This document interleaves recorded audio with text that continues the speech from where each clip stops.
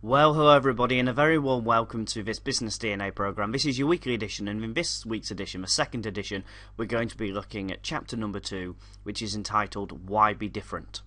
Now, before we begin, I'd just like to strike something of a cautionary note, and that is to say that I talk about the importance of being different in a small and medium-sized business context on a great many occasions. And what seems to happen is people appreciate some of the theory and say, I appreciate that it's important to be different, and then almost dismiss it because it's so much easier to fall in line and run with the herd and do what everybody else is doing. What I want to do with this video is to explain to you, number one, the huge importance of being different and why it's even more important for a small and medium-sized business than it is to a large business. But number two, and crucially and most helpfully for you, how you can actually be different as a small and medium-sized business and make it work. It's not just something for big businesses. So that's what I'm going to try and achieve in this video today. You'll also see that there's a template below this video which is something for you to complete, and I'm going to talk around that template as we look at this particular slide. So as it says, why be different? And as I've put in the first line there, who cares about McDonald's anyway? As I'm saying, lots of small businesses almost agree with me. Good theory. Let's be different. I need to stand out from the crowd. I need to do something different with my business. I've heard about points of difference or unique selling points or unique selling propositions, and I understand the value of it, but McDonald's and IKEA and people like that can worry about it. I'm just a small business, and as I said, I'm going to run with the herd. Well, the reason what McDonald's and Domino's and all these other people on this slide did what they did, and the reason that they're successful is because they were very small businesses, startup businesses that decided to do something differently. They didn't get big and then do something differently. They created a point of difference and then got big.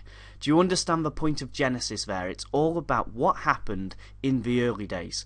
They were not successful. They were not international leading companies until they decided to break running with the herd, to run alone, to stand out from the crowd and create a point of difference. Now, in terms of definition, all a point of difference or a USP, call it what you will, is something which is a unique or at least rare benefit to the customer that they're prepared to pay for, that by definition it being rare or unique, nobody else is doing.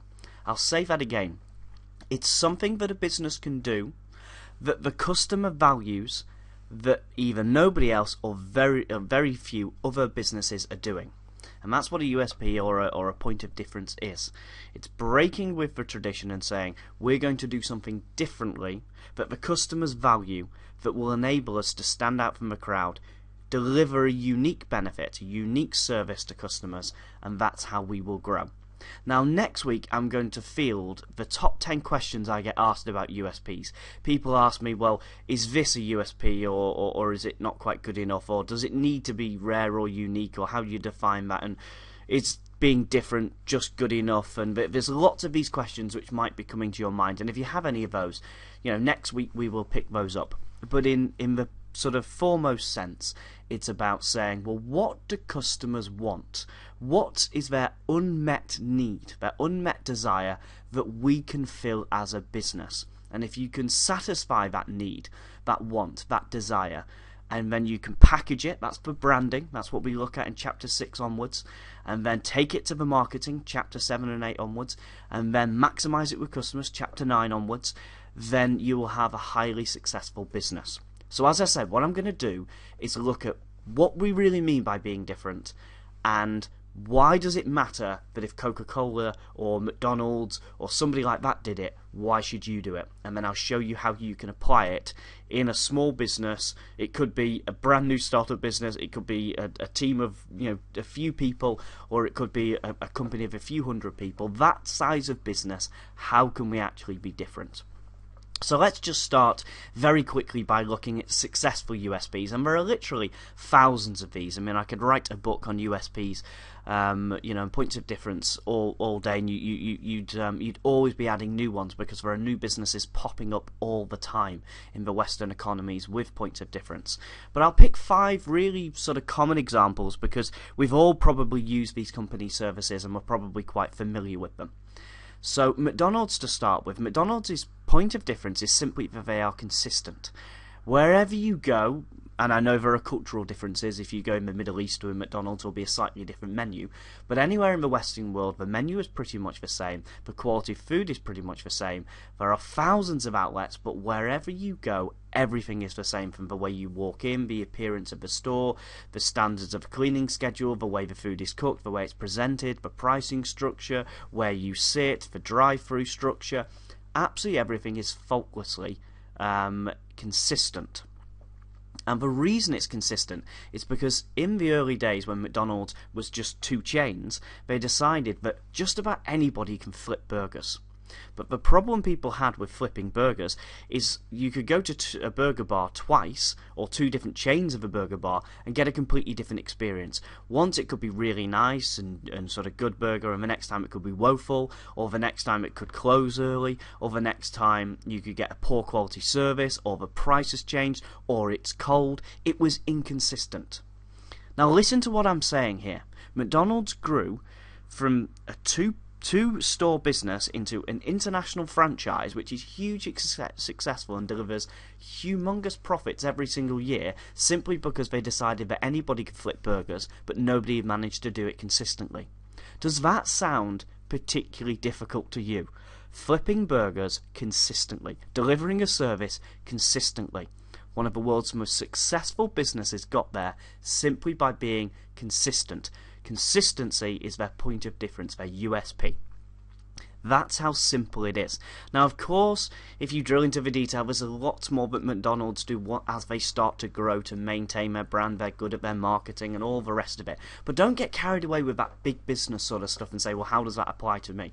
Just look at it and say, this firm flipped burgers. They did burger and chips and a Coke. You can go anywhere for burger, chips and a Coke, but people will go to McDonald's wherever they are in the Western world simply because of that consistency. Now I will put this challenge to you, and I'm going to drill into this in more detail in 5 or 10 minutes, but I'll put this challenge to you now. How many industries are there out there where consistency is one of the core challenges for customers?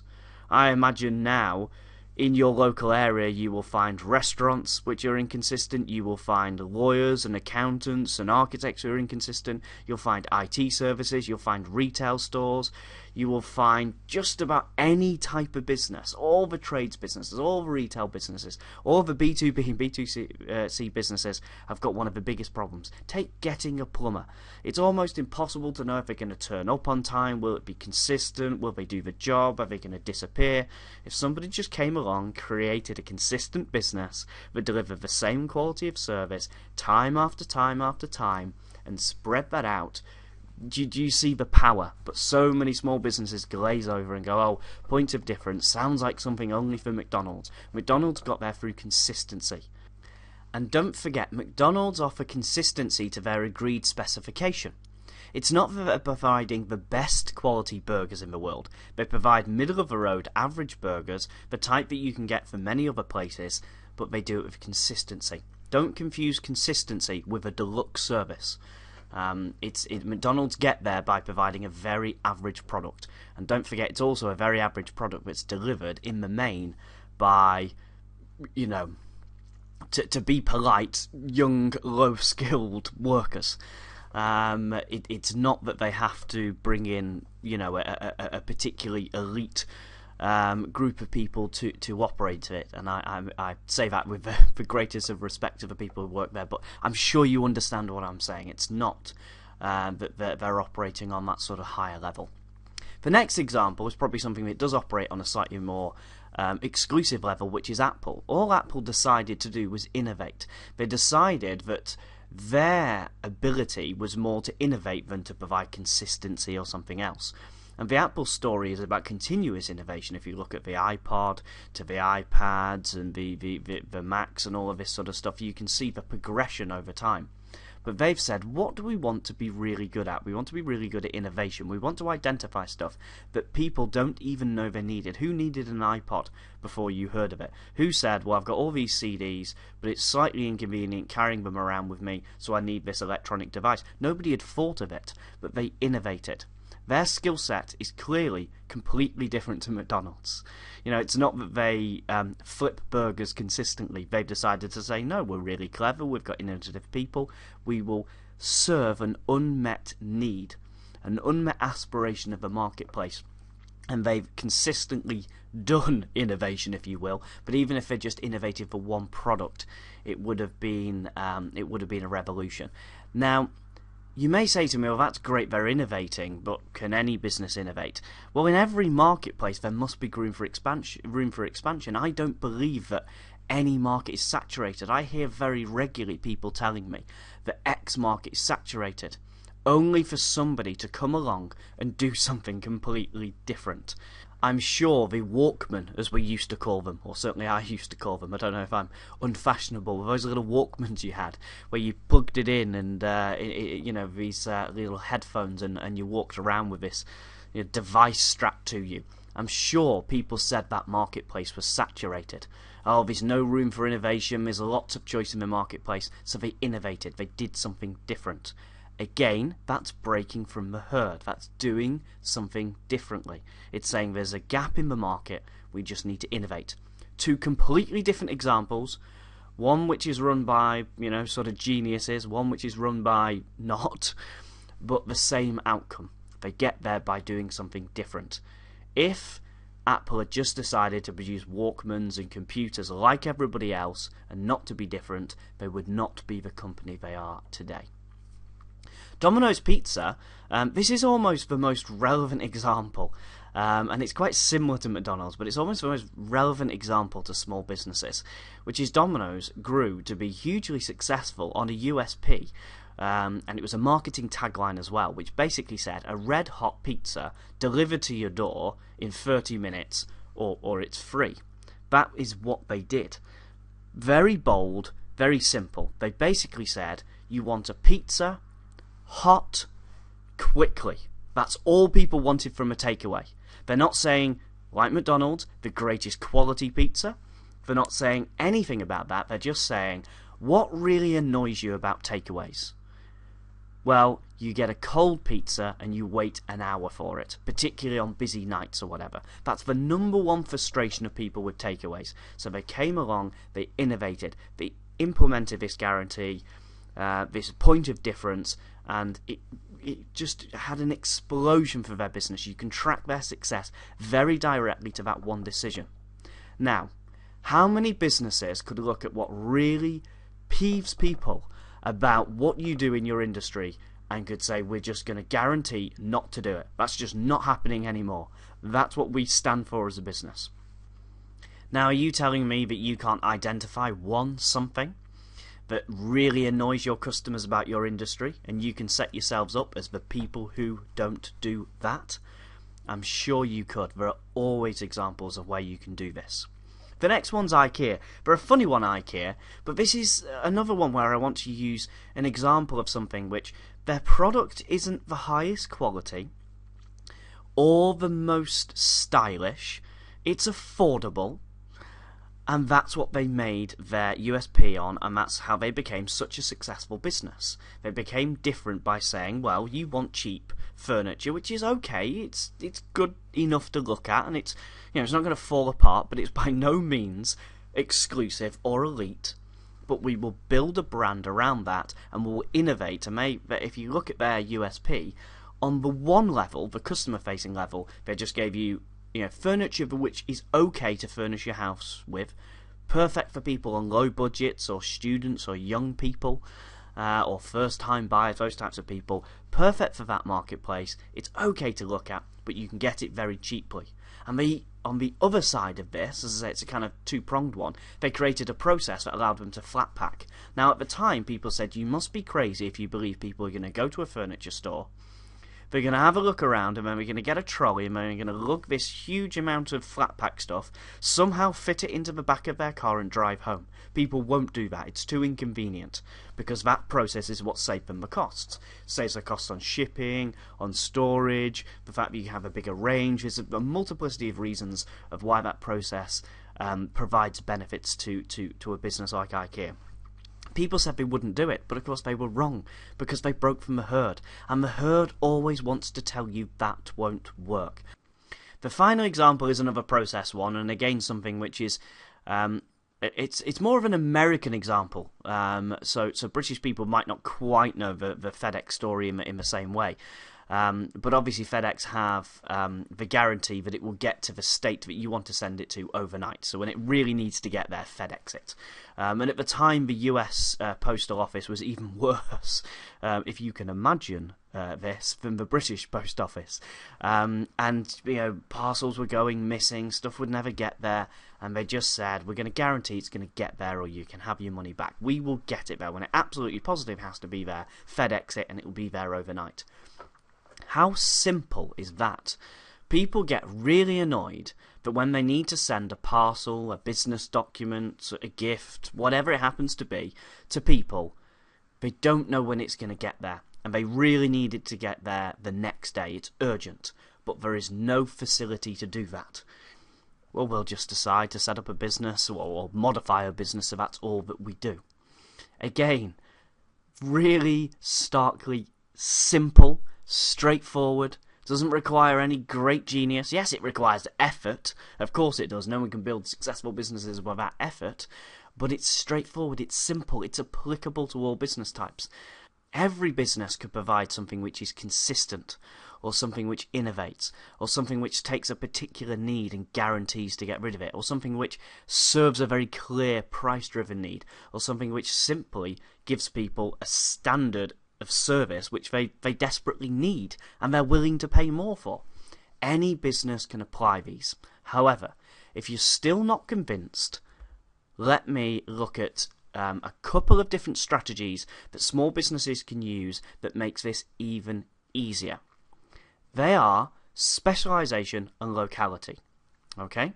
We've just talked about lots of different strategies, like I say, consistency and guarantees and innovation and process improvements, all of that sort of stuff, serving a marketplace. Because notice all of these people had a different marketplace. McDonald's was, I think it's BC consumers which use McDonald's. They have a very clear target market. It's not for everybody. It's obviously more favoured by young people and families than other groups. The same with Apple. They wanted trendy people, particularly first adopters, and Domino's were going for people who didn't really care about the quality of the food. They're just getting a takeaway. IKEA for people on a budget. FedEx either for well-heeled individuals or businesses that needed to get it there overnight. They all had very clear target markets. Now, you'll hear me talk about the importance of target markets in video 4 later on in this series, but just to pick it up now, specialization can allow you to narrow in even more closely to a particular niche. So let's say you do business-to-business services. Instead of having a general marketplace approach, say you sell stationery supplies and you go, well, it's a really saturated market, I don't know what to do, it's really difficult to find a point of difference, a USP for stationery businesses, you could specialize in saying, okay, well, let's just target, and I'll pick a random business sector, and I mentioned architects earlier on. So they could do it for just architects, so they can specialise in the stationery needs just for architects, and then they can figure out what's their unmet need, desire, what's that unfilled something that needs to be filled, the point of difference in that industry, and just do it. So they could pick a particular industry sector or a particular group. It could be a business to consumer, and they specialise very much on teenagers or online people or single mothers, or pick a group that you can identify that will have different needs to other groups. So number one is specialization. Exactly the same process of creating a point of difference, but we do it for a very specialized target market. So you become the stationery suppliers for architects, and you can have a USP specialized for that particular industry or sector or consumer group. If you're not quite sure how that would work, then kind of hold that thought for a couple of weeks when we look at the target market video. And like so much of this, we're going on a journey. The business DNA system is simply saying, well, what's the DNA of business? What makes businesses success? What's the blueprint? What's the secret to business success? And unsurprisingly, there's no one secret. It's a whole process you need to follow, lots of tactics you need to employ. So this is the sort of being different part. And if that specialization's not making too much sense, look out for that video, and you'll see the combined sort of synergistic effect of bringing those two together will be quite clear. The other one's exactly the same process, but locality. It's saying, well, we're going to do it in a local area. So we will fill an unmet need, an unmet desire, an unmet want for our particular audience in a local area. So for X area, you become the people that does a particular something.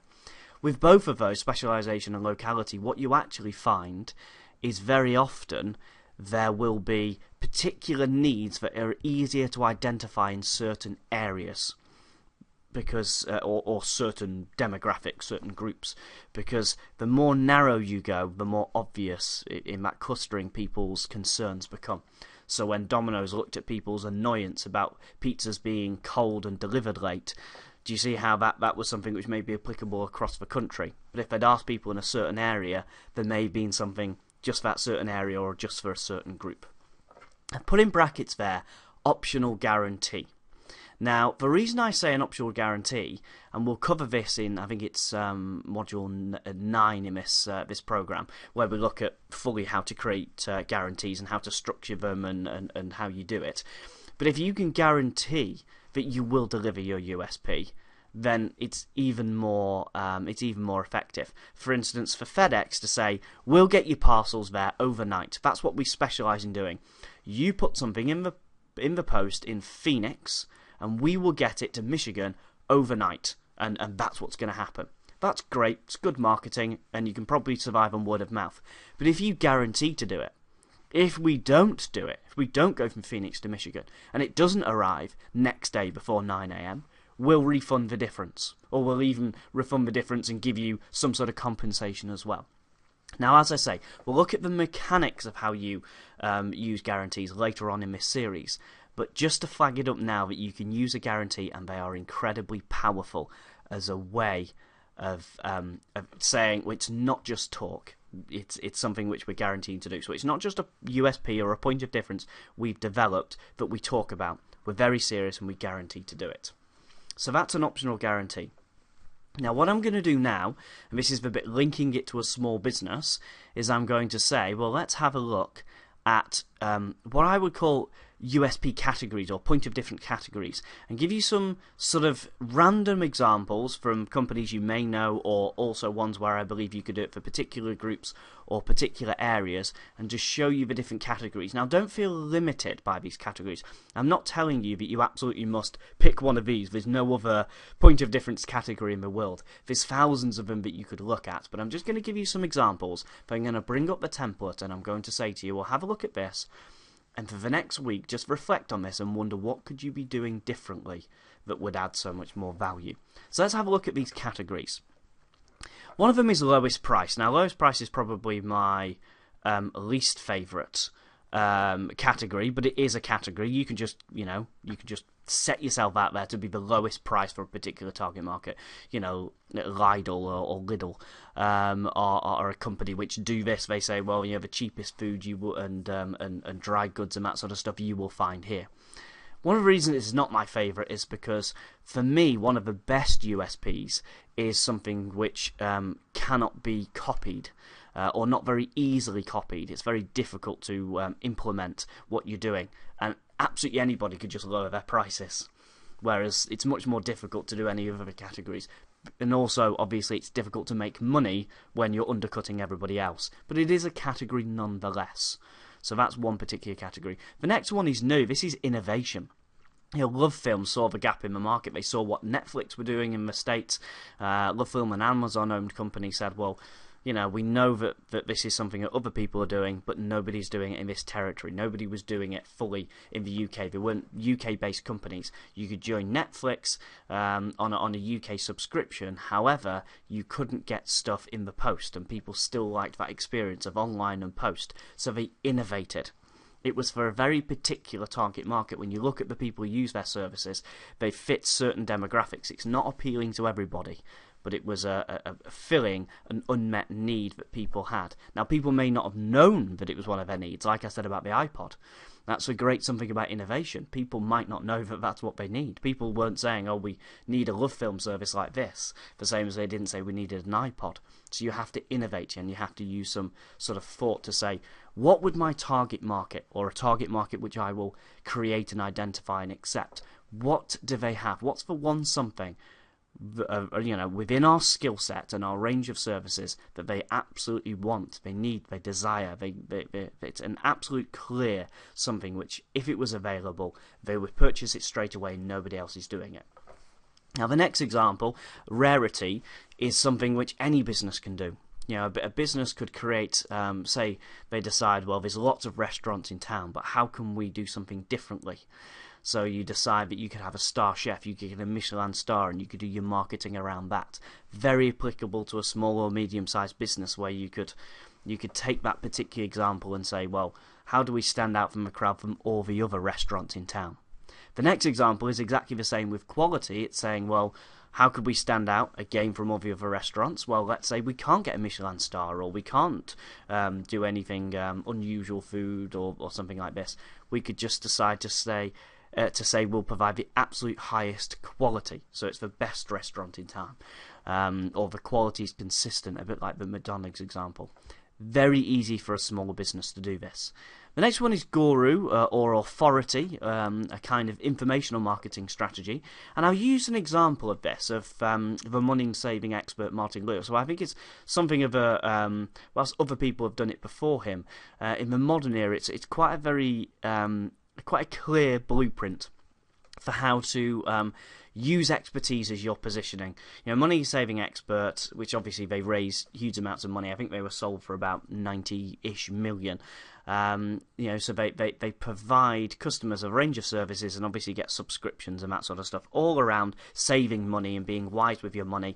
They got there by the person saying, well, whilst the products we provide are going to be fairly similar to everybody else, we will have a figurehead who is a guru, who is an expert, and that's their point of difference, because nobody else is speaking authoritatively on this subject. Nobody else owns that marketplace. Nobody else is the go-to person on this particular piece of information. So they do mainly a PR and an informational marketing strategy to stand out from the crowd. I'm sure there are other people with an equal level of expertise or presentational skills, but they didn't create it as a USP for their business. That's another example, like so many of these, a business that's gone from zero to very, very successful quite quickly, simply by using the point of difference and USP process. They decided to break from the herd. And that's what I said at the beginning of the video. All of these successful large businesses got there because they did this. They didn't get there and then do this. They innovated, they did something different, they stood out from the crowd, they broke from the herd, and that's how they got there.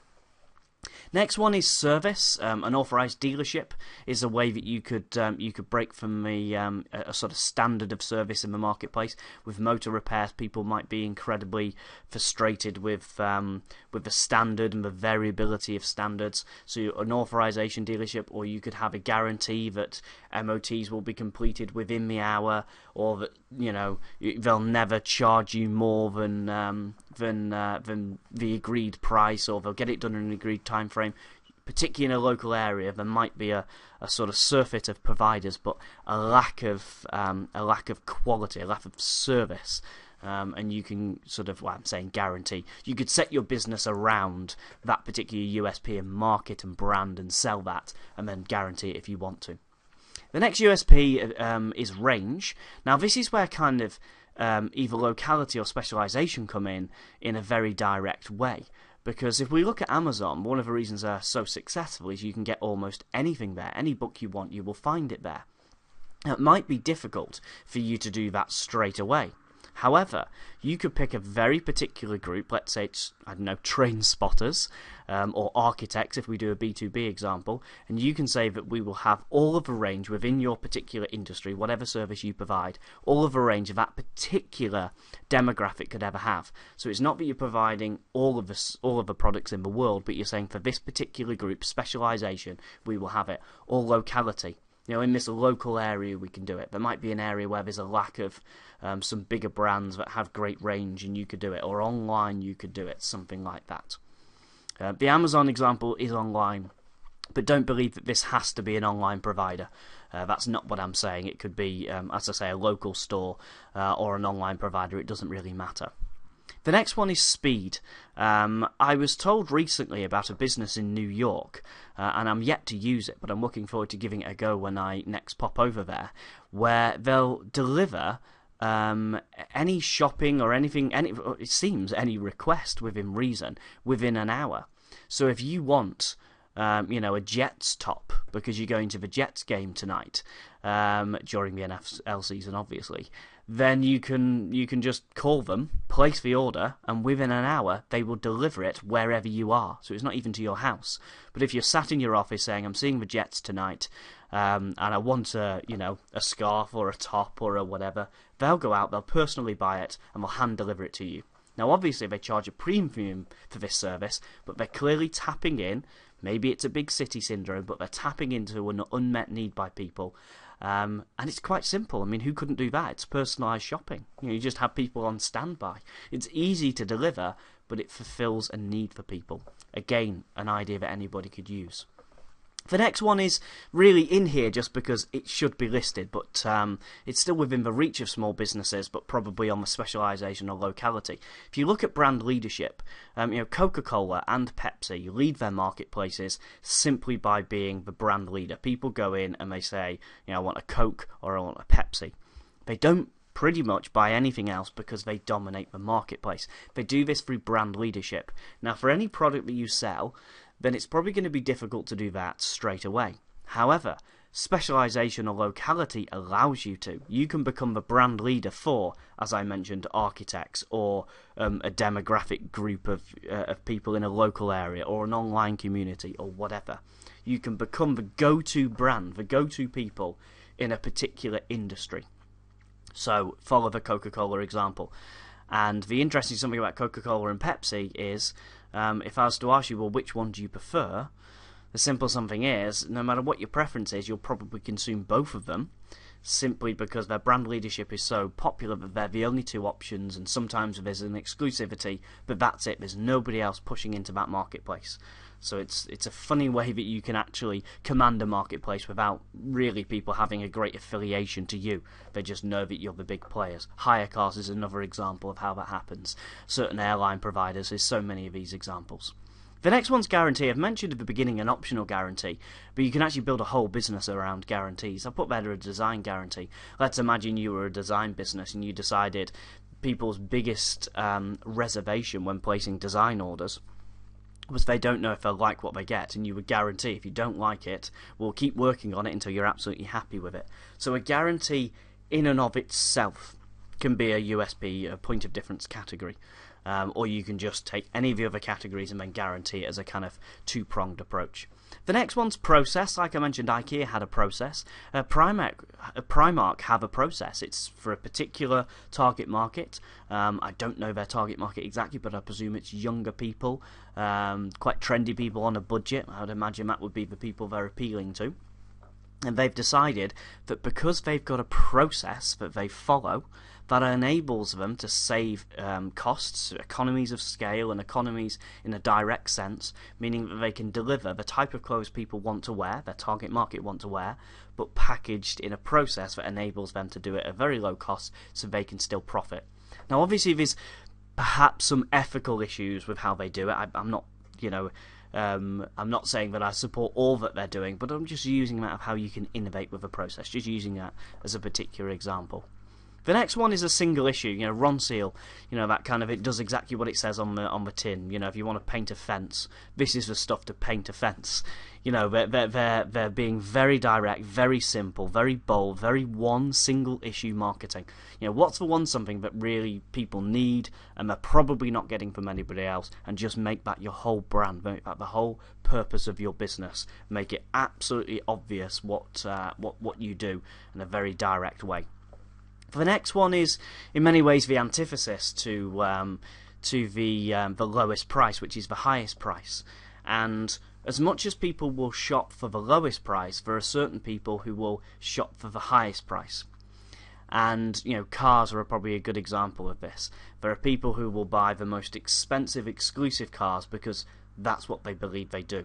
So I've used previously the example of Bentley motor cars, where they decide to build such a premium car that price becomes an irrelevance.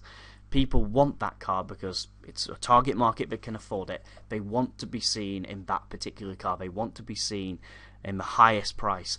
And actually people, in the same way as I say that they'll gravitate towards you because you have the lowest price, may gravitate towards you because you have the highest price. Now, maybe you can't build a car as good as Bentley from a small, medium-sized business, but do specialisation or locality, and you can. Let's decide, could we be the highest price provider, therefore the most premium, the most value-added provider for a particular service? In a sector, as I've mentioned, B2B or B2C groups, or a certain location. Interestingly, when you charge the highest price, you become a premium provider. Sometimes people will gravitate towards you simply because you are the highest price, but more than that, you can actually get the best results and deliver the best product or service, because imagine how good you could be if you said, well, no expense spared, no kind of restrictions, we're just going to do the best we can possibly do. And then we'll just say, well, that's the price. If you want the very best, this is what it will be. And there are some people out there who will only ever buy the highest, most premium product available on the market because that's their lifestyle. So there we are then.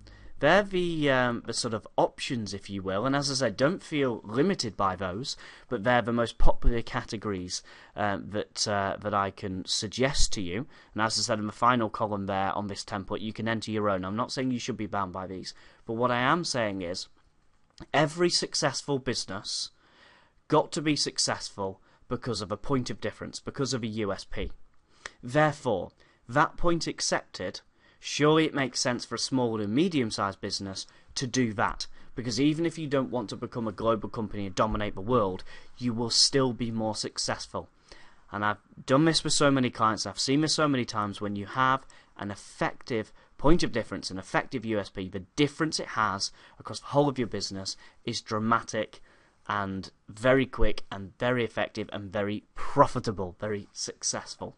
So what I'd like you to do, or what I'd suggest that you do this week, is open up this template. You'll be able to download it on the email we send to you with the link to this, and ask yourself, for my target market, or for a specialized target market that I could create, or a particular local area that I can target, what is the type of USP, point of difference, I could use for my group, my target market group? So what's their unmet need, their unmet desire? There's something that they want or they need or they desire that nobody else is doing. And how could I do that? And look at one of those particular categories and say, well, could this work for specialization? Could this work for locality? And could I actually even use a guarantee for this as well? And I find that this template's a very easy way of you going through it and saying, well, some of these, half these categories we could probably rule out straight away, and then the other half, let's start to play around with it and start to be creative and write some stuff in the boxes and say, well, what could I do differently? So I'll leave you with this for now. But as I say, I'll leave you with that very clear suggestion that the reason for the success of so many large businesses, successful businesses, is because they followed this process. Therefore, it makes perfect sense for a smaller business to do this. So that's this week's video. Hopefully I've introduced the idea of a point of difference in USP, communicated why it's so important, but also communicated how it's not just the perquisite of large businesses. It's something that SMEs can do and can profit from, and I suggest you can. And there's a template there for you to use as a planning tool. So next week we'll answer your most popular questions about this. If you have got any more questions, then do send them to us this week, and then we can add those to the most popular 10, or at least pick up those themes when I'm answering those established questions. So that's it for this week. Hopefully this has been useful. I look forward to receiving your emails and your feedback from how you found this video and also how you're applying it. And if you have any questions, as always, please let me know. So best of luck in doing this. I hope you have a fantastic week in business, and I'll speak to you very soon. Goodbye for now.